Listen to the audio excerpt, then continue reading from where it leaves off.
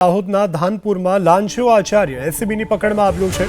પીપોદરા પ્રાથમિક શાળાના આચાર્ય પર લાંચનો આરોપ છે। વાહન ભાડાના કમિશન માટે લાંચ માંગવાનો આરોપ છે। આચાર્ય ગોપાલ ચમાર પર 14,000ની લાંચ માંગવાનો આરોપ છે। એસીબીએ આચાર્યને 14,000ની લાંચ લેતા રંગે હાથ ઝડપી પાડ્યા છે।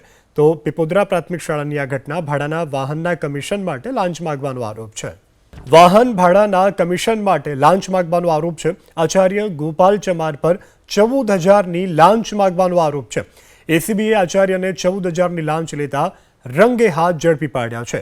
તો પીપોદરા પ્રાથમિક શાળાની આ ઘટના ભાડાના વાહનના કમિશન માટે લાંચ માંગવાનો આરોપ છે। સમાચાર ખેડાથી પ્રાપ્ત થઈ રહ્યા છે। ખેડા જિલ્લામાં ખનીજ માફિયાઓના પાપનો પર્દાફાશ થયો છે। રડુ ગામે વાત્રક નદી પરથી 300થી પણ વધારે ફૂટ લાંબો બનાવી દેવાયો હતો બ્રિજ। નદીનું વહેણ રોકી અને ખનીજ માફિયાઓ અહીંથી કરતા હતા ખનીજ ચોરી। તો હજારો મેટ્રિક ટન માટી ખનન થયા બાદ પ્રશાસનની ઊંઘ ઉડી છે અને કલેક્ટરની સૂચનાથી રાતોરાત બ્રિજને તોડી પાડવામાં આવ્યો છે। બ્રિજ તાજેતરમાં જ બોલાવાયો હોવાનું પણ ખેડા કલેક્ટર દ્વારા કહેવામાં આવ્યું છે।